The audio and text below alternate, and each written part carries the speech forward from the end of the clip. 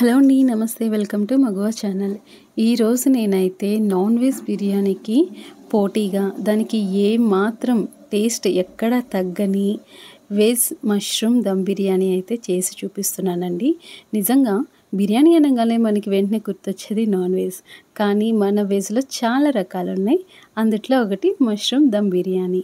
దానికోసం ముందుగా అయితే మనం మష్రూమ్ ప్యాకెట్ని అయితే తీసుకోవాలండి. మనకి సూపర్ మార్కెట్లో అవైలబుల్గా ఉంటుంది. ఇలా తీసుకొని నీళ్ళలో నానబెడితే దానికి ఉన్న డస్ట్ మొత్తం వదిలిపోతుంది. మనకు కావాలంటే పైన పీల్ కూడా తీసుకొని ఇలా కట్ చేసి పక్కన పెట్టుకోవాలి.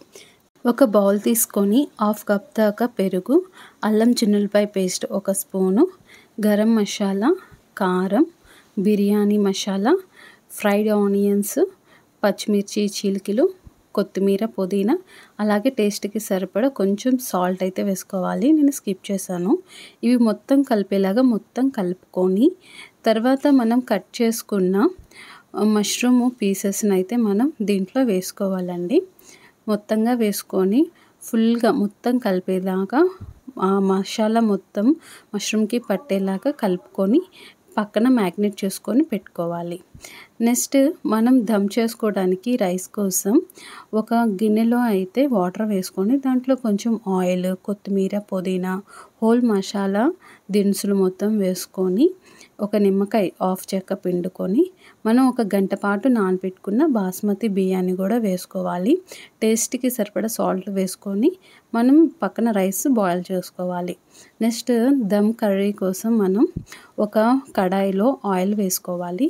ఆయిల్ వేసుకొని హోల్ బిర్యానీ మసాలా దినుసులు వేసుకొని సన్నగా చాప్ చేసుకున్న ఆనియన్స్, టమాటో, అలాగే మనం కాజు, పచ్చి బఠానీ ఇవన్నీ వేసుకొని మొత్తంగా కలుపుకోవాలండి.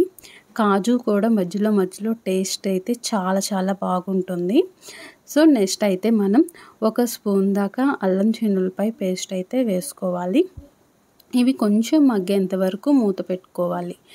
నెక్స్ట్ మనం మ్యాగ్నేట్ చేసుకున్న మష్రూమ్ ఉంటుంది కదండి, ఆ మష్రూమ్ వేసుకొని కొంచెం సరిపడా సాల్ట్, ఇందాక నేను అక్కడ వేయలేదు కాబట్టి ఇక్కడ వేసాను.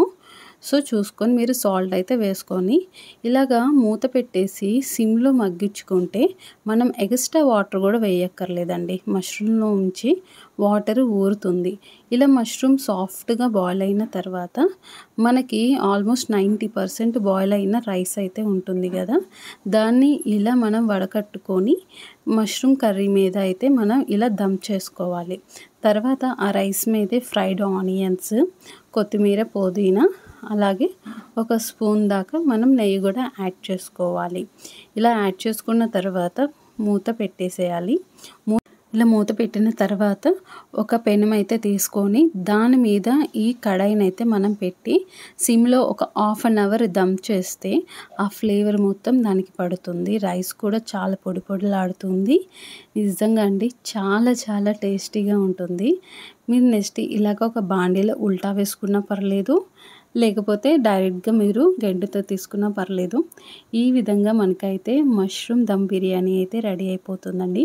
నిజంగా బిర్యానీ అనగానే మనకి చికెన్, మటన్ ఇదే గుర్తొస్తుంది. కానీ మన వెజ్లో అయితే చెప్పలేనన్ని రకాలైతే ఉన్నాయండి. టేస్ట్ కూడా మాత్రం ఎక్కడ తగ్గదు. మనకి మంచి బిర్యానీ తిన్నామన్నా సంతృప్తి కలుగుతుంది. ఆ ఫీల్, హ్యాపీనెస్ ఉంటుందన్నమాట. తప్పకుండా ట్రై చేసి చూడండి. ఇవాళ అయితే నాకైతే చాలా నచ్చింది. అలాగే ఇది ఉట్టిగా తిన్నా కూడా చాలా బాగుంటుంది. అలాగే రైతాలో కూడా ఇంకా మనకి చాలా బాగుంటుంది. ఇంకా ఎలాంటి సైడ్ డిష్ అయితే అక్కర్లేదు. సో ప్లీజ్ తప్పకుండా ట్రై చేయండి. మన ఛానల్ని ఎవరైనా ఫస్ట్ టైం చూస్తున్నట్లయితే ప్లీజ్ సబ్స్క్రైబ్ చేసుకోండి. అలాగే ఎలా ఉందో కూడా ప్లీజ్ కామెంట్ చేయండి.